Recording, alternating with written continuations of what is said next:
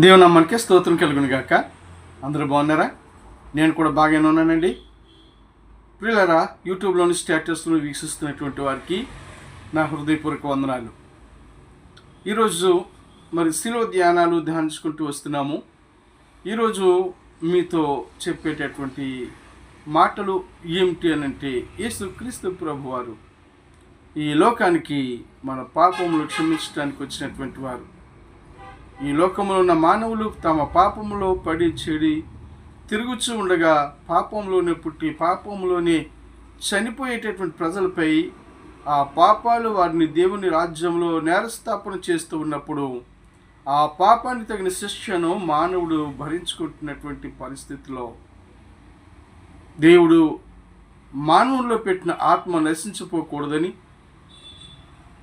దేవుడు తన ప్రాణాన్ని పెట్టడానికి ఈ లోకానికి వచ్చారు. మానవుని యొక్క మరణానికి పాత్రుడై ఉండగా, ఆ మరణముతోనే మానవునికి పాప విముక్తి కలిగించాలని ఆయన లోకంలోనికి మరణించడానికి వచ్చినటువంటి యేసుక్రీస్తు ప్రభు. ప్రియులారా, ఆయన సిలువను మోస్తూ మన పాపాలని ఆయన శిలువలో మోసినటువంటి దేవుడిగా మనం చూస్తుంటున్నాం. దేవుని వాక్యం చెప్తుంది, నశించే వారికి శిలువను గురించిన వార్త నశించే వారికి వెరితనము కానీ, రక్షించబడిన మనకు దేవుని శక్తి అని భక్తుడైన పౌలు గారు చెప్పిన మాటలు మనకు తెలుసు. అయితే ప్రియులరా, దేవుడు అందరి కొరకు శిలువ మోశారు. అందరి కొరకు శిలువలో రక్తాన్ని కార్చారు.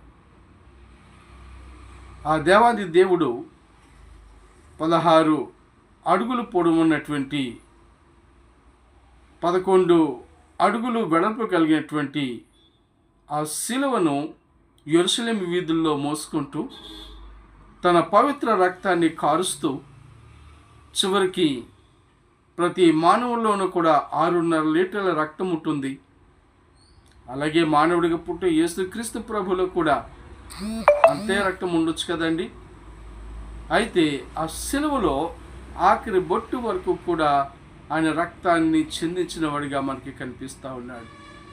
ఆయన పవిత్రమైన నిర్దోషమైన ఆ యేసుక్రీస్తు యొక్క రక్తాన్ని బట్టి మానవులకు విమోచన కలిగించాలనేటువంటి దృక్పథంతో ఈ లోక కళ్యాణం కోసం యజ్ఞ పశువుగా ఆ శిలువలో బలి అయిపోయినటువంటి యేసుక్రీస్తు ప్రభు ఈనాడు నీ కొరకు నా కొరకు తన రక్తాన్ని చెందించి అని అంటున్నారు.